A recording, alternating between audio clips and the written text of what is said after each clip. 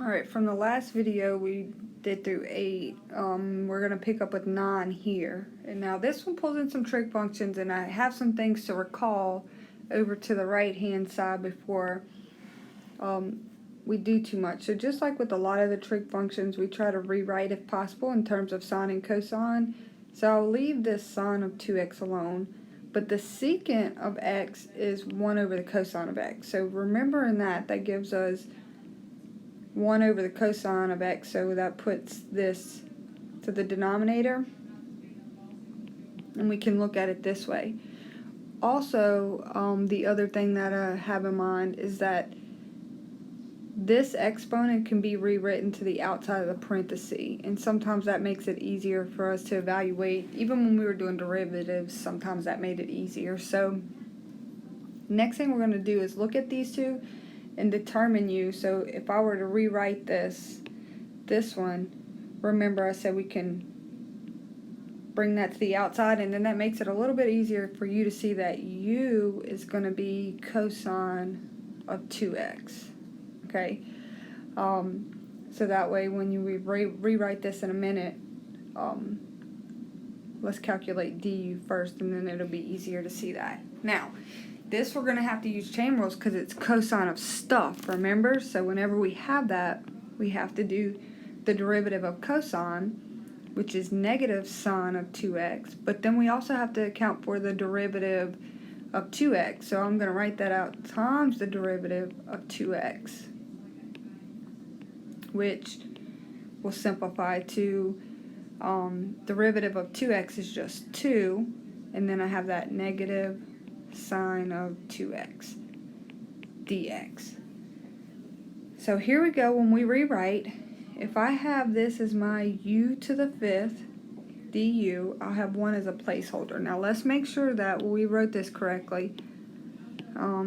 This is u to the 5th, and then dx is going to be sine of 2x dx. Sine of 2x dx. So what's extra is the negative 2, and we're going to account for that by pulling out a negative 1/2.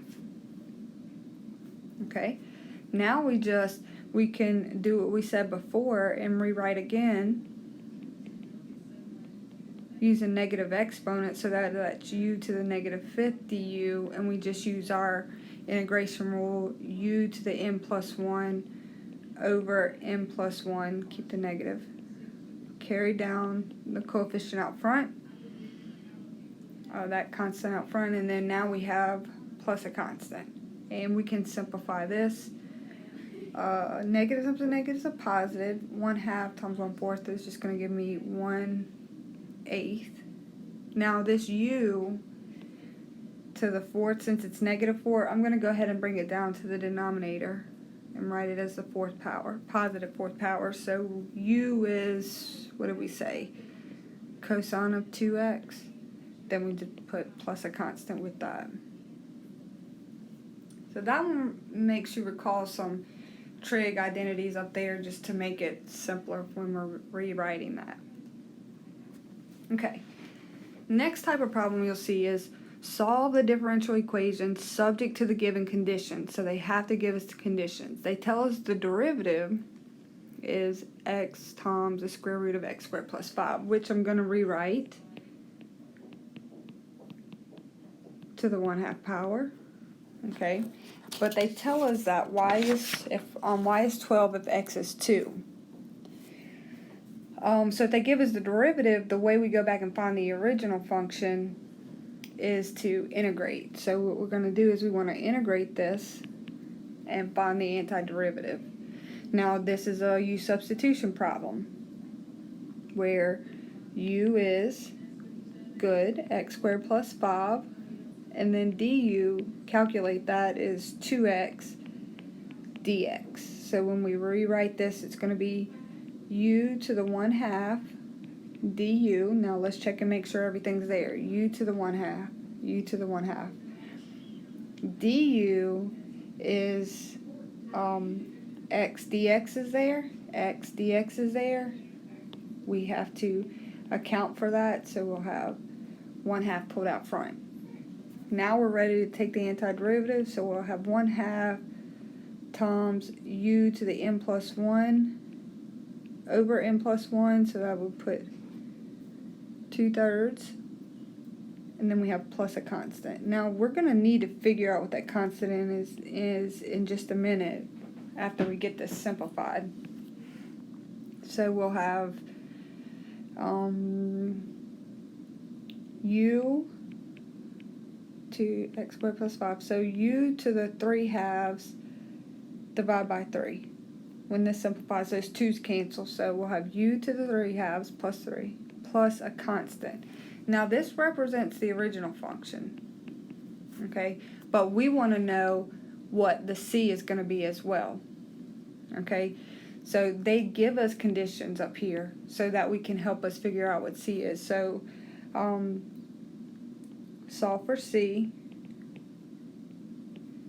plug in given x and y.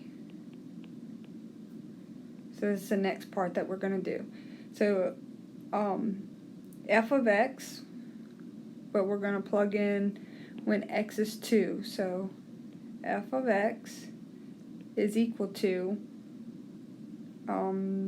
x squared plus 5 to the 3/2 power divided by 3 plus a constant. So what we did is we took, get a different color, we took our f of x function right here, and everywhere that there was an x, we plugged in 2. Because they told us x is 2, we plugged in a 2 here, and we plugged in a 2 there. So that's our f of 2 down here. And we'll simplify that, but f of 2, when x is 2, what's y equal?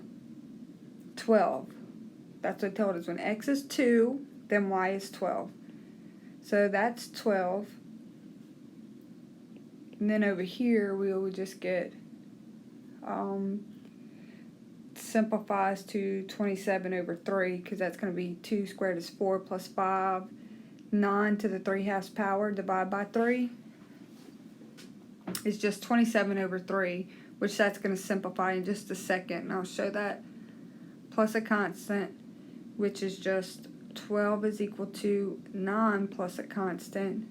Solve for c, and 3 is equal to c. So the original function we can know was x squared plus 5 to the 3/2 power divided by 3 plus our constant we now know is 3. So if you were given initial conditions, you can continue to solve this to find out what constant c satisfies the particular givens. Alright, let's look at another one. This is going to be probably the last one. Similar directions. Actually, no, we're just going to evaluate the integral here. This one has a natural log function, so this must be the reason for this one. You have a trig function, you have a natural log function. In these, the u is typically the natural log. Okay, so we let u be natural log of x. That means du, if you remember this, is 1 over x dx. Okay, so if I have sine of u du, then sine of u, that's sine of u. 1 over x dx, which there's a known 1 at the top, so 1 over x dx, everything's there. So that's nice. All we're left to do is integrate the sine of u du. Well, the antiderivative of sine of u is negative cosine of u plus a constant, which if we replace u, we'll have negative cosine of the natural log of x plus a constant. And that's it.